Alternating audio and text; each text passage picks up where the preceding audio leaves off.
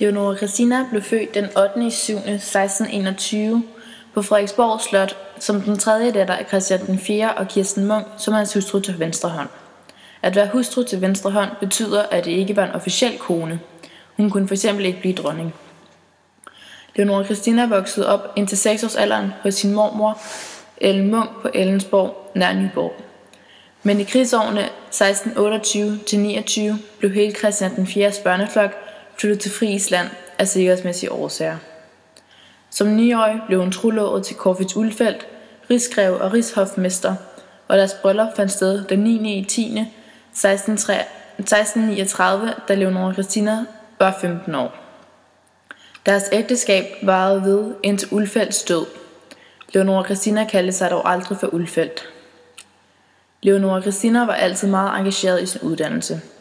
Da Christian den 4. opdagede Kirsten Munks affære, og de fraskiltes, gik Christian den 4. meget op i børnenes uddannelse. Leonora Christina fik øget sine færdigheder inden for de fleste basale færdigheder, som regning, læsning, skrivning og forskellige sprog. Derudover fik hun også undervisning i de kvindelige dyder, som for eksempel håndarbejde, dans og den passende opførsel til selskaber. Leonora Christina viste sig fra tidlig alder som meget lærernem og som meget intelligent. Leonora og hendes mand boede først på Elmelunde eller Stegehuse på Møn, som Corfitz Ulfeldt ejede i 1637 og 1636. Hendes tilkommende familie var i krig, og der var mange børn, så alt måtte komme fra Leonora og hendes far. Hun knyttede sig tæt til ægtefællen, hvis hurtigt forfremmelse til rigshofmester kom til at præge hendes liv, ligesom han senere landsflygtighed og dom for majestætsforbrydelse. Leonora Christina havde ikke noget nært forhold til sine søskende, men derimod til faren. Efter at halvbroderen Frederik 3. havde besteget tronen, blev der indledt undersøgelser af Ulfeldts embedsførelse. Ligesom Leonora Christina mærkede den unge dronning Sophie Amalie havde på grund af den lave respekt Ulfeldt-parret tidligere havde vist dronningen.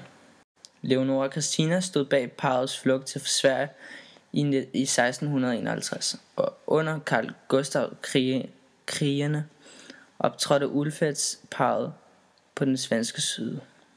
Da den svenske konge i 1659 anklagede ham for forræderi, førte Leonora Christina overbevisende for forsvaret for sin sengeliggende mand.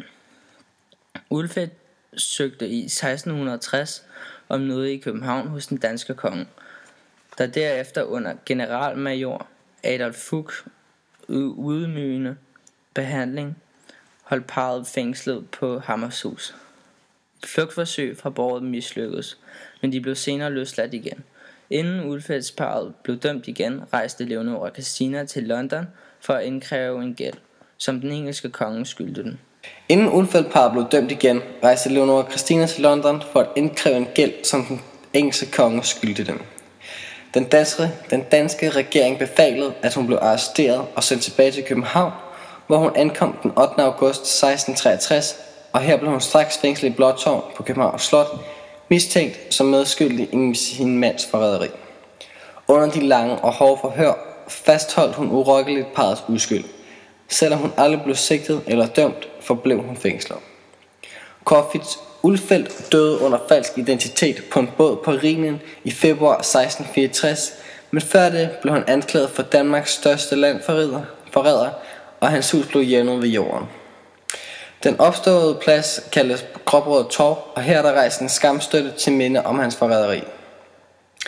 Efter hans død kunne Leonora Christina politisk set ikke udgøre nogen trussel for den danske konge. I hans og især dronningens øjne var hun imidlertid ikke mindre skyldig end sin mand.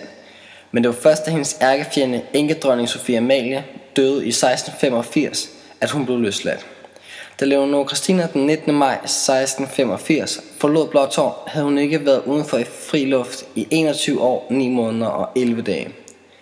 Herefter flyttede hun til Husum, en lille landsby uden for hovedstaden, indtil man i september fik gjort en fløj af det gamle kloster i Maribo klar til hende. Hendes ældste datter, Anne-Katrine, boede på Maribo Kloster fra 1688, Og af den yngste, Leonora Sofie, som var gift i Skåne, modtog hun jævnligt besøg. Hun døde den 16. marts 1998 og er begravet i Maribo Domkirke.